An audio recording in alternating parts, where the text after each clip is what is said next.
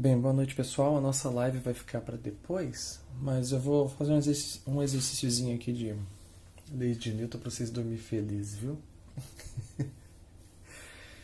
Então é o seguinte, a gente tem um exercício aqui clássico de lei de Newton, tá bom? Que vai exigir aqueles passinhos que a gente viu da outra vez, e vai exigir que a gente faça um bom diagrama de forças, faça eixos, F igual a MA para cada corpo cada corpo separadamente, né? Cada bloco separadamente. E depois, por último, a gente faz um sistema de equações para poder resolver e achar a incógnita. Nesse problema aqui, você tem um plano inclinado com uma inclinação θ aqui, dois blocos M1 e M2 ligados por um fio ideal, uma corda inextensível, tá bom? Quando fala fio ideal, quer dizer que ele não estica, é inextensível e também não tem massa. É só uma coisa aqui realmente para ligar esses dois blocos, tá? Então tem um cara fazendo uma força aqui lá do topo desse plano inclinado, e pouco importa o que está fazendo essa força, só basta saber que ela existe, que está puxando esse conjunto para cima. Os dados serão M1, M2, F, G, θ, e o plano também não tem atrito. Primeira pergunta é: qual é a aceleração do sistema? Bom, a primeira boa coisa que vocês vão fazer para achar a aceleração do sistema é o primeiro passo das leis de Newton. A gente vai achar a aceleração do sistema aqui no passo 4. O primeiro passo é fazer um bom diagrama de forças. E aqui estão, magicamente, dois corpos desenhados já para fazer o diagrama de forças. No corpo M1, eu vou colocar primeiro as forças óbvias que estão sendo exercidas sobre ele. Lembra sempre de fazer os dois corpos separados, tá bom? No corpo M1, a gente vai ter, obviamente, o peso do M1, que eu vou desenhar assim, chamar de peso 1, diferencia os pesos, tá? Ele está em contato com a superfície, então tem uma força de contato aqui chamada normal, que eu vou chamar de normal 1. A normal sempre é uma força de contato, tá bom? E também o M1, ele se sente puxado para cima pelo cabo, pelo fio ideal. Então, normalmente a gente chama essa força aqui de tração, e eu vou chamar de tração 1. Tá bom? Esse é o diagrama de força do 1. Essas são as coisas que ele está sentindo agora. No bloco M2, mais ou menos a mesma coisa. Também tem a força peso do M2 que aponta para baixo. Eu vou chamar de peso 2. Lembre-se de diferenciar esses nomes, tá? Não são pesos iguais. Tem aqui também uma força de contato que a gente chama de normal 2. E também esse bloco M2 ele sente uma outra força do cabo, só que puxando ele para baixo. Essa aqui é a força do cabo que eu vou chamar de tensão 2. Além disso, ele também sente uma força para cima, que é a força com que o cara puxa ele. E essa força está aplicada nele, se chama F. É muito comum, às vezes, os alunos confundirem, acharem que essa força F aqui está sendo aplicada aqui no bloco M1. Não tá? A força F ela sempre está aplicada, quer dizer, toda vez que uma força é aplicada, ela é sempre aplicada no primeiro corpo e não no segundo. Se tem um segundo corpo em contato, é uma outra interação. Não é essa força F que está sendo aplicada no bloco M1. Adicionalmente, a gente sabe que esses dois pesos aqui, ó, o peso 1 e o peso 2, eles vão ter vetores componentes. Ó, vou desenhar menorzinho o peso 1 aqui, só para exemplificar, tá bom? Eu sei que ele tem uma componente para cá e uma outra componente que é paralela à superfície, onde o bloco está escorregando. Tá vendo? É só para dizer que o peso ele tem essas duas componentes aqui e o ângulo está aqui. Tá bom? Aqui no outro também tem a mesma coisa. O peso 2 aponta para baixo. E tem uma outra componente do peso aqui, na direção da normal. E uma outra componente do peso aqui, que é paralela à superfície de deslizamento. Então, esses dois pesos e esse ângulo também está aqui. Bem, o primeiro passo das leis de Newton já foi, que é fazer um bom diagrama de forças. Eu coloquei aqui todas as forças envolvidas. Não tem atrito, então não precisa colocar atrito, tá bom? Agora eu tenho que definir um bom eixo x e y. Eu tinha dito para vocês da outra vez que um bom eixo significa você colocar pelo menos um dos eixos no sentido da aceleração resultante. Como esse cara aqui está puxando essas duas caixas para cima, né, morro acima, plano acima, seria muito bom eu colocar um eixo apontando para aquela direção. Então eu vou colocar o eixo x, y assim, ó. O x apontando lá para cima e o y para cá. Aqui o x e o y assim, tá vendo? É melhor eu botar um eixo inclinado assim, os dois blocos respeitam esses eixos. Porque eu sei que, como eles estão indo para cima, a aceleração resultante está para lá. É um bom chute de eixo. Podia ser para onde eu quisesse, tá bom? Então, agora que eu defini os eixos, eu posso colocar aqui o nome desses vetores componentes que formam os dois pesos. Eu posso dizer que esse vetor componente aqui é o peso 1 na direção x. Posso dizer que esse outro vetor componente é o peso 1 na direção y. E aqui, eu posso dizer que é o peso 2 na direção x. E aqui o peso 2 na direção y. Agora vem o terceiro passo das leis de Newton, que é fazer força igual a massa vezes a aceleração resultante para cada corpo e para cada direção separadamente. Aqui embaixo eu coloquei. Vou começar pelo eixo y, tá bom? Analisando o eixo y. Vou fazer F igual a MA para o eixo y do bloco M1 e F igual a MA para o eixo y do bloco M2. Olhando ali no bloco M1, o que tem no eixo y? Tem a normal e tem essa normal aqui e tem uma componente do peso, que é a componente em y, tá vendo? Peso 1 na direção y. Eu inverti aqui, né? Aqui é peso no x e aqui é peso y. Nossa, eu fiz tudo ao contrário aqui, por quê, né? Peso x, ó, essa componente está em x. E aqui essa componente está em y. Desculpa aí, que eu devia estar pensando em outra coisa. Porque meu eixo x está assim, paralelo ao plano, né? Então, todos os vetores que estão paralelos ao plano também tem que estar em x, né? E o outro está em y. O meu eixo y está perpendicular ao plano. Então, continuando, aqui para o bloco M1, na direção positiva do y está normal, então vai ser a normal do 1 menos esse peso 1 na direção y. Tudo isso igual a massa vezes a aceleração resultante na direção y. Como eu não tenho aceleração resultante na direção y, né, o bloco ele não acelera na direção do eixo y. Então, esse termo aqui vai para zero.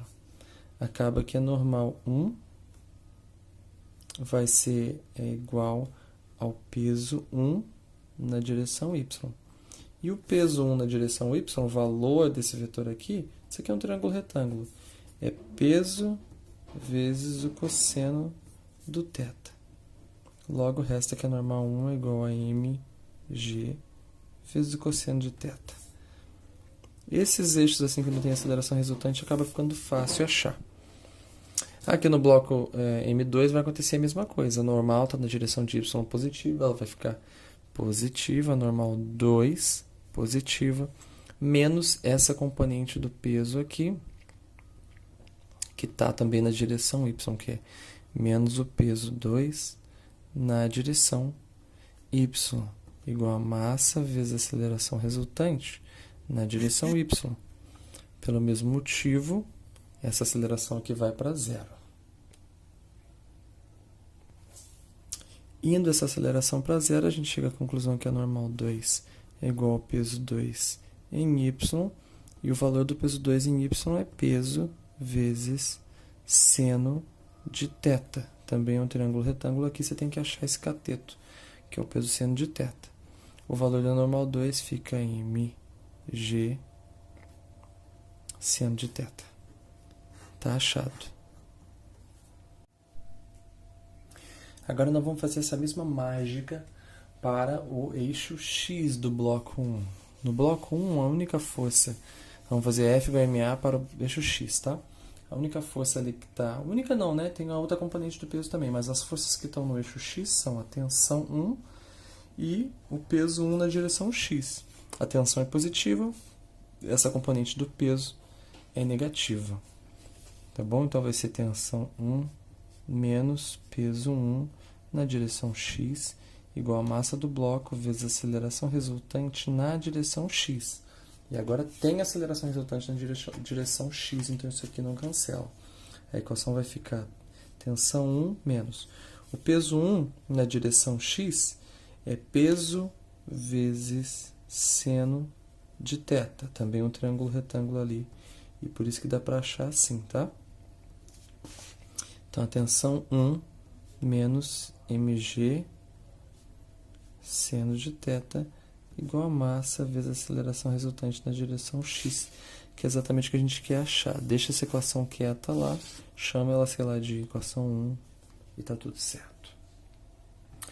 Agora, para o bloco M2, também nós vamos fazer a mesmíssima coisa. Vamos fazer lá ver as forças que estão na direção x do bloco M2. É a força F, né? Desculpa, não está aparecendo na tela aqui. É a força F com a força tensão, né? Também tem mais essa componente do peso aqui, ó. Tá? F, tensão e essa componente do peso. Então, vai ser F, porque está no sentido positivo de x, F menos tensão menos a componente do peso. Então, isso vai ficar dessa forma assim. É aquela força menos a tensão 2 menos aquela componente 2 do peso 2, né, na direção x, igual a massa vezes a aceleração resultante na direção x. Tem aceleração resultante nessa direção x, então isso aqui não cancela. Então, vai ficar F menos tensão 2 menos mg cosseno de θ igual a massa vezes a aceleração resultante na direção x. Essa é a equação. Eu sei que é tentador ficar mexendo nessas equações agora, mas não mexa nela. Só quando a gente fizer o sistema é que a gente vai mexer nela, tá? Chamei ela de 2. Vou chamar aquela equação que eu achei anteriormente das normais, né? Vou chamar normal 1 de equação 3. Só estou dando número para as equações, tá? E a normal 2 de equação 4. Bem, o último passo agora das leis de Newton é fazer o que eu fiz aqui, um sistema de equações. Eu coloquei a equação 1 e a equação 2 uma em cima da outra, né? E o que você tem que fazer com o sistema para resolver agora, a gente precisa achar essa aceleração aqui. Então, você pode fazer o que você quiser com essas duas equações, somar, substituir uma dentro da outra, etc. Tá? Eu vou especificar aqui, ó, que as tensões elas têm módulos iguais. Então, você diz assim, a tensão 1, o módulo da tensão 1 é igual ao módulo da tensão 2. Só para você dizer para o corretor que você vai cancelar essas coisas aqui. A coisa mais fácil de se fazer com essas equações é somar elas, justamente para essas tensões, que são forças internas do sistema, para elas se cancelarem. Né? Então, o que a gente vai fazer aqui é o seguinte. Vamos somar essas duas equações. Esse lado da igualdade você soma, e esse lado direito da igualdade também você soma essas parcelas. Essa soma vai ficar, o F vai sobrar, essas tensões, uma positiva, uma negativa, se cancelam. F menos mg seno de θ menos mg cosseno de θ igual a... Aqui eu tenho duas vezes esse termo aqui, né? Então, duas vezes esse termo aqui é massa vezes aceleração, massa vezes aceleração, massa vezes aceleração, mais massa vezes aceleração, dá duas vezes massa vezes a aceleração resultante em x. Opa, percebi aqui agora um errinho. Antes de prosseguir, eu preciso fazer um conserto para vocês. Eu não fui extremamente criterioso aqui, e errei mesmo. Você vê, o monitor de vocês também erra. Eu deixei o erro aqui para vocês verem exatamente o que vocês vão errar também. Aqui a gente tem que ser muito criterioso com as massas. Ó. Como essa equação aqui eu fiz para o bloco M1, todas as massas eu tenho que botar massa 1, porque ele não diz que as massas são iguais. Por que eu botei só M aqui? Falta de atenção. Então, na equação 1 eu tenho que botar massa 1, massa 1. Na equação 2 eu tenho que botar massa 2, massa 2, que é do bloco M2. Então, aqui, ó, massa 1, tem que consertar isso em todos os lugares. Massa 2, massa 2. Então, quando eu somo aqui embaixo, ó, quando eu somo essa equação aqui massa 1 e aqui massa 2. Tá vendo? Aqui, eu somei essa parte aqui, M1G seno e M2G seno. Então aqui embaixo as massas também são diferentes. E aqui onde eu somei já as duas massas aqui, eu não posso fazer isso aqui, porque as massas são diferentes. M1 vezes aceleração mais M2 vezes aceleração vai dar M1 aceleração resultante, né? Mais M2 aceleração resultante em x. Daí agora eu vou tentar, só sejam criteriosos com essa coisa da massa, tá? Agora eu vou tentar juntar, deixei isso aqui de propósito porque quando eu percebi, falei, ótimo que ele já vem também quais são as coisas que tem que ser criterioso até o final. E eu não fui também criterioso aqui, que a minha memória tá acabando, eu tô louco pra acabar o vídeo e daí acabei esquecendo das massas, pra tentar correr. Mas vai dar certo aqui, ó. Vou mostrar pra vocês como é que junta os semelhantes agora, tá? Do lado esquerdo da igualdade, as únicas coisas que dá pra eu fazer são... Talvez eu possa juntar aqui, ó, tem G e G aqui, que são termos semelhantes, né? E o menos também, então eu vou botar o menos G em evidência, abrir parênteses, aqui vai ficar M1 seno de θ mais M2 cosseno de θ. Tudo isso igual aos termos semelhantes que estão aqui são as acelerações. As acelerações são iguais. As acelerações não são diferentes. A aceleração resultante em x, coloquei em evidência, M1 mais M2 dentro do parêntese. Isolando a aceleração resultante do sistema, eu vou ficar com aquela coisa toda que eu tinha do outro lado ali, F menos G vezes M1 seno de θ mais M2 cosseno de θ. Tudo isso dividido pelas massas que estavam ali. M1 mais M2. Está feita. Eu acho que essa é uma boa questão de prova, porque ela não é nem muito difícil nem muito fácil, ela exige uma determinada atenção, mas é uma questão justa. Treinem esse critério, tá bom? É assim que se resolve uma questão dessa forma. Claro que não cometendo o mesmo erro que eu, que foi esquecer de ser criterioso com o nome das massas. Se são as equações do bloco M1, na equação só pode ter M1. Se é a equação do bloco M2, nas massas, você tem que dar o nome certinho, não pode chamar só de M. Cuidado, porque isso pode levar ao erro lá no final, como eu fui levado aqui, por um tris. Mas logo, logo eu percebi, tá bom? Bom estudo para vocês aí e contem comigo.